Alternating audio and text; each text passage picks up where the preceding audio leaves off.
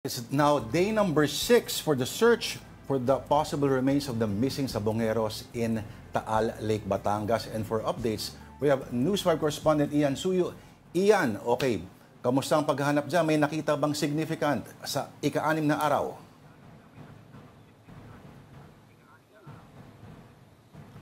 Lord, malapit na ang masuyod ng mga technical divers ng PCG yung kabuuan ng 13,000 square meters na parte ng ground zero na kung tawagin nga nila first quadrant. Pero as of now, wala pa daw silang nakikita na significant na bagay na maaaring mag-contribute bilang ebidensya para doon sa mga nawawalang sabongero.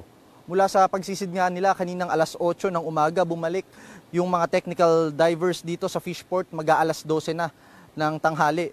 At halos 4 na oras na yan, wala raw nasumpungan kahit ano na posible sanang magamit na ebidensya para sa mga kaso nga ng mga sabongero. At ang latest development na nakuha natin sa kanila ay 100% nearing completion na raw sila sa paggalugad dito sa first quadrant. Lord, ang movement kasi nila dito, every 10 to 20 meters, umaabante sila at naglalagay sila ng boya kapag nakita na nila na wala or na-clear na nila yung particular na area na yon.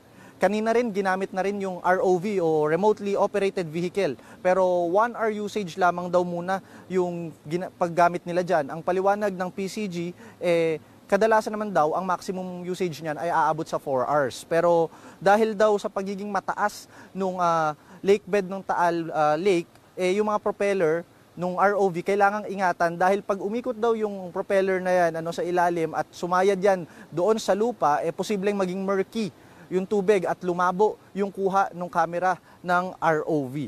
Kanina nga may mga tauhan din ng PNP-CIDG na nagpunta rito pero hindi sila humarap sa kamera. Pero inaasahan naman natin na may posibilidad na yan ay may kinalaman din syempre sa kanilang sinasagawang investigasyon. Kumpiyansa nga yung mga tauhan ng technical diving team na bago matapos itong araw 100% complete na yung first quadrant at susundan na raw yan ng paggalugad naman sa second quadrant posible bukas. Alright. Salamat sa iyong ulat. Ang ating News 5 correspondent Ian Suyo nag-ulat mula dyan sa may Taal Lake sa Batangas. Thank you, Ian.